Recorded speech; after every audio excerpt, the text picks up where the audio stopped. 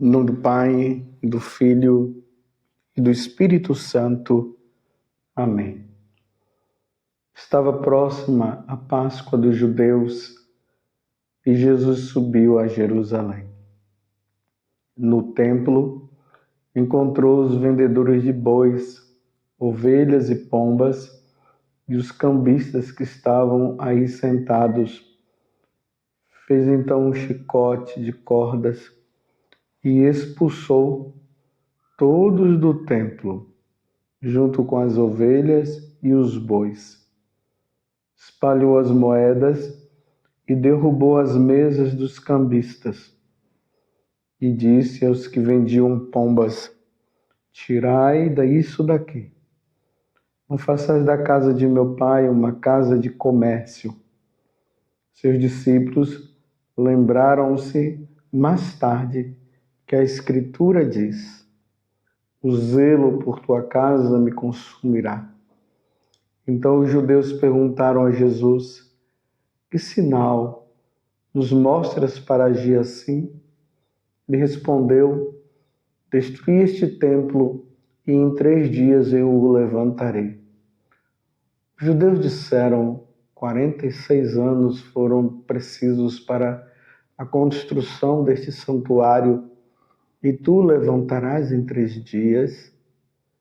Mas Jesus estava falando do templo do seu corpo. Quando Jesus ressuscitou, os discípulos lembraram-se do que ele tinha dito e acreditaram na Escritura e na palavra dele. Jesus estava em Jerusalém durante a festa da Páscoa. Vendo os sinais que realizava, muitos creram no seu nome.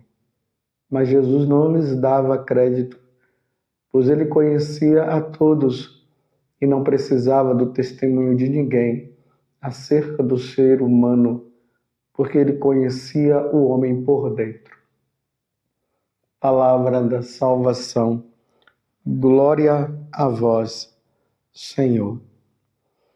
Meus irmãos e minhas irmãs, entramos agora no 3º domingo da Quaresma.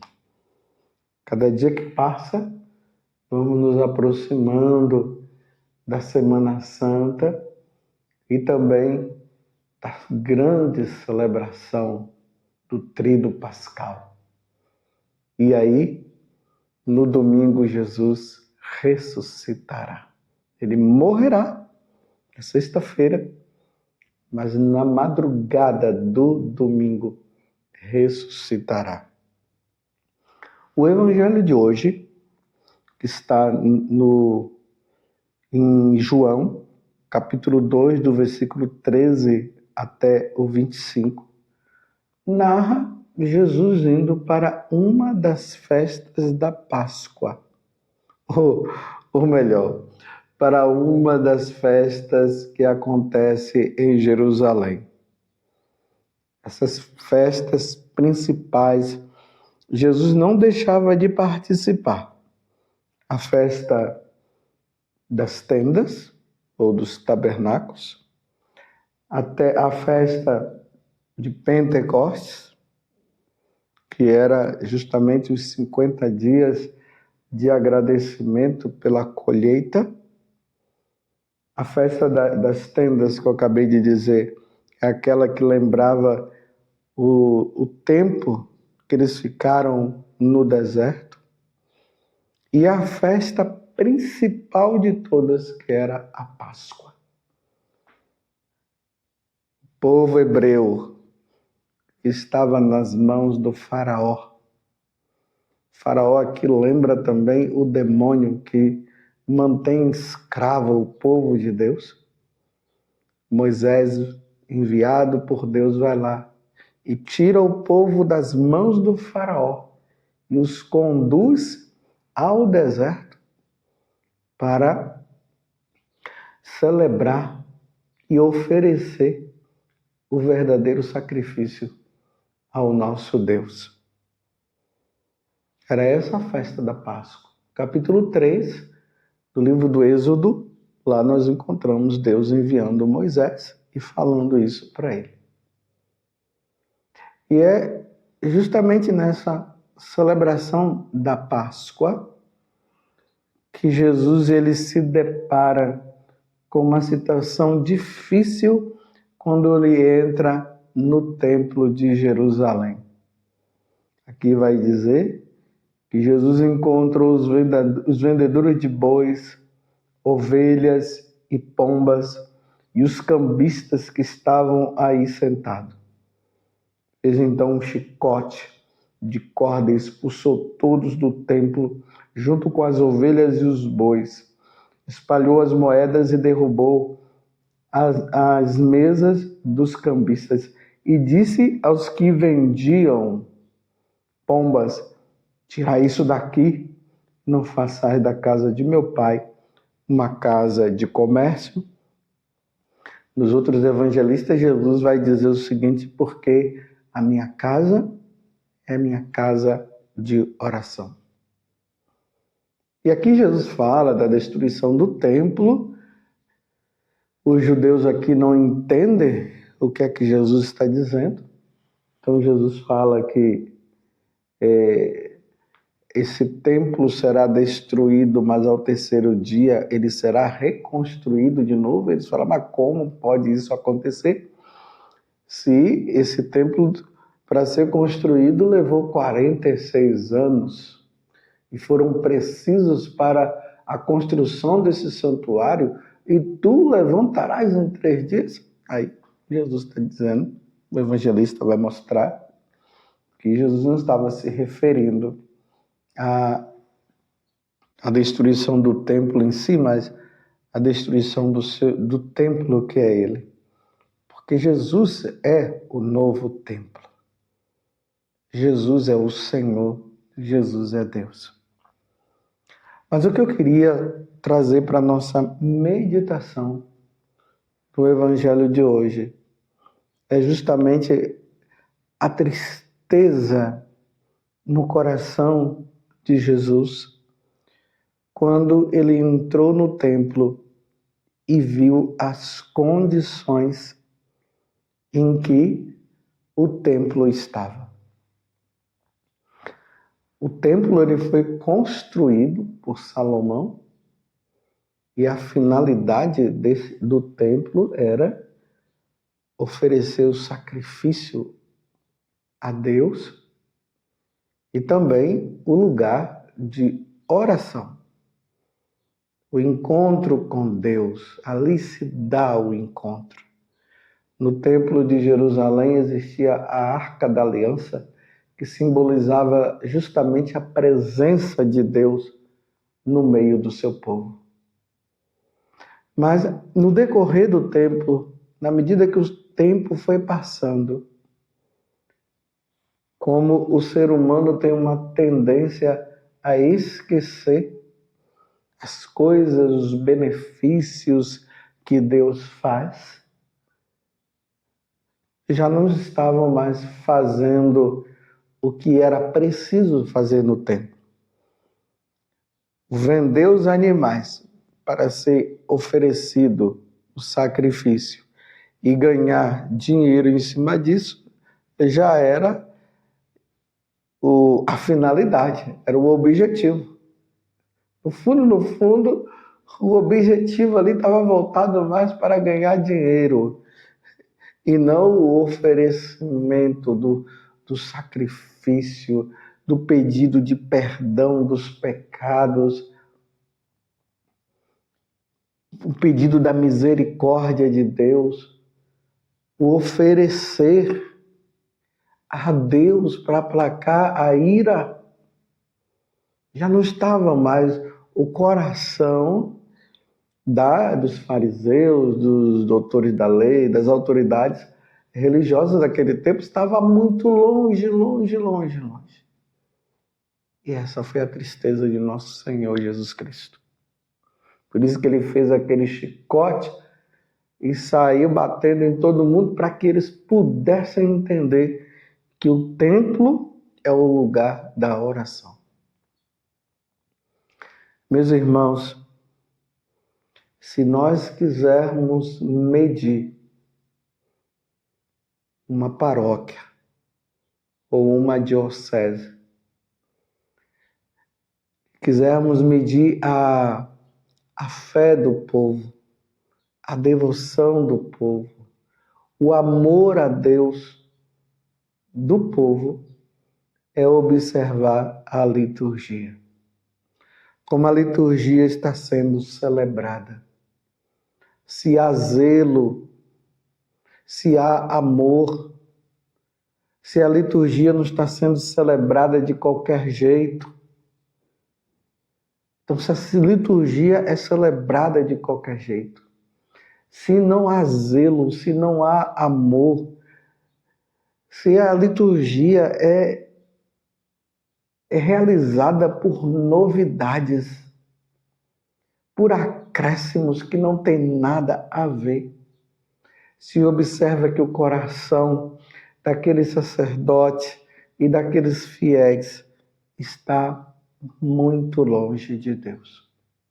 Porque o maior culto que nós podemos prestar a Deus é a liturgia. Na liturgia, nosso Senhor Jesus Cristo é oferecido em sacrifício pela nossa redenção, pela nossa salvação. É o Filho que se oferece ao Pai para redimir a humanidade dos seus pecados. Isso é a liturgia. E o sacerdote, que é a pessoa de Cristo, ele deveria estar imbuído desta devoção, deste amor. Aqui nós colocamos, São João Maria Vianney como exemplo. Colocamos o Santo Padre Pio de Pietrelcina. E quando celebrava a missa, ele se entregava a tal ponto que ele chorava. Naquele momento, ele se colocava numa situação de se colocar diante da paixão do Senhor, morrendo como Jesus morria. Era assim o Padre Pio. Por isso que multidões e mais multidões de pessoas iam participar da celebração eucarística que o Padre Pio celebrava. Se mede a devoção e o amor, se mede a dedicação de uma paróquia, se mede o amor e a devoção de todos numa paróquia é pela liturgia. Por isso eu te pergunto, quando você vai participar da Santa Liturgia, como você vai? Você vai com esse espírito imbuído de ir para celebrar o santo sacrifício de nosso Senhor Jesus Cristo? Ou você está indo lá apenas para cumprir um ritual? Na igreja sua, acontece o silêncio dentro da igreja. As pessoas, quando chegam, elas se ajoelham e olham lá para o sacrário e fazem aquele momento de adoração ao Santíssimo Sacramento. Ou é aquele converseiro dentro da igreja, como se estivesse numa feira, onde todo mundo fala e tudo. Nas celebrações que acontecem, tem vindo novidades,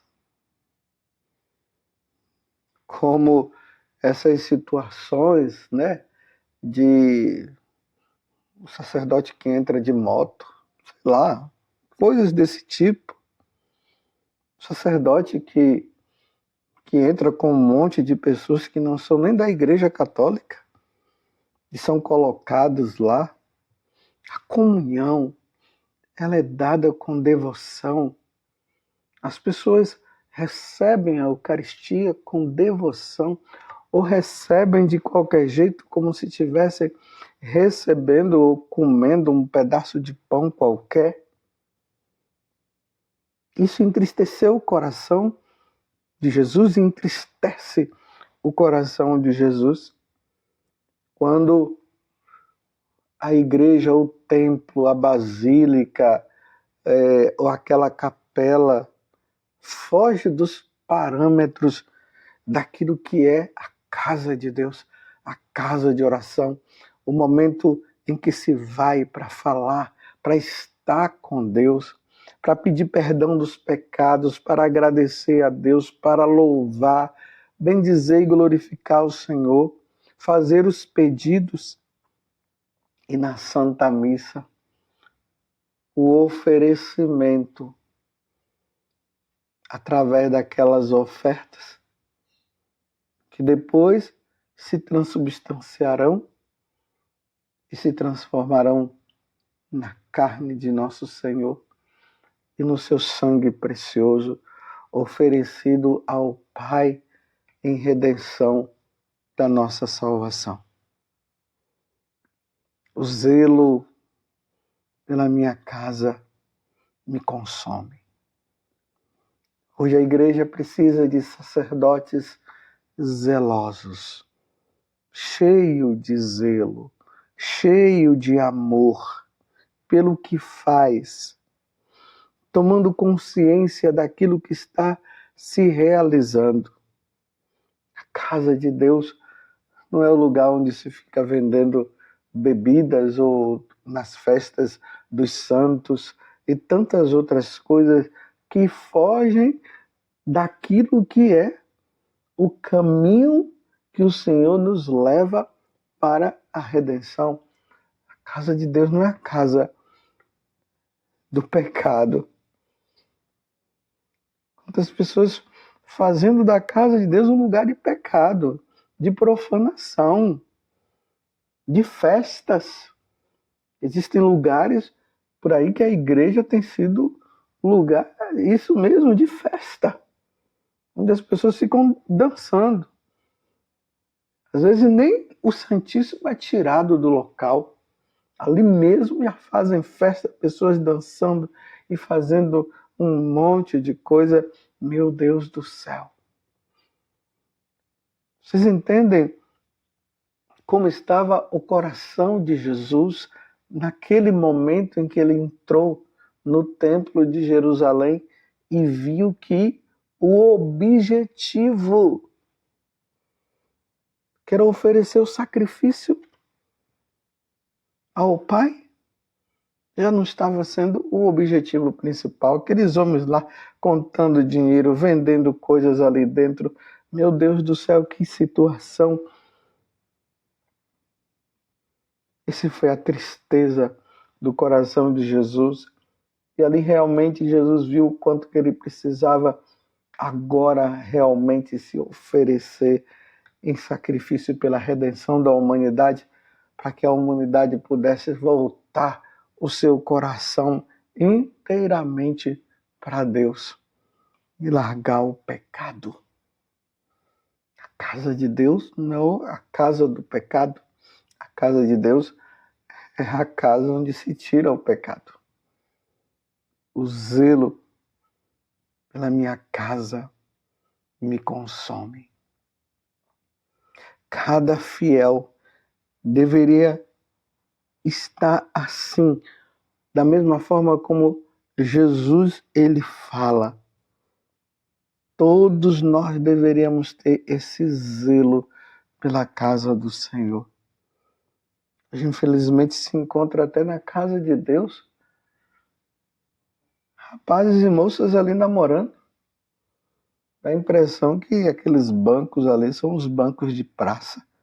Tá ali um casal de namorado abraçadinho e tal. Casa de oração. E as vestes, meus irmãos, que são tão necessárias. É preciso ir para a casa de Deus com as vestes devidas. Não é, tá calor, aí você encontra as mulheres de bermuda, homens de bermuda. Não, é a casa de Deus. É preciso ter zelo, é preciso ter amor, é preciso ter conhecimento de que aquele lugar é a casa de Deus, não é uma praia. Essas igrejas que são próximas à praia. As pessoas saem da praia e entram na igreja de qualquer jeito. Você está entendendo? Rezemos, meus irmãos, para que verdadeiramente aconteça zelo, muita dedicação, muita devoção, consciência do que se está a realizar na casa de nosso Senhor. Porque a minha casa é a casa de oração. Louvado seja nosso Senhor Jesus Cristo, para sempre seja louvado, e a sua mãe Maria Santíssima.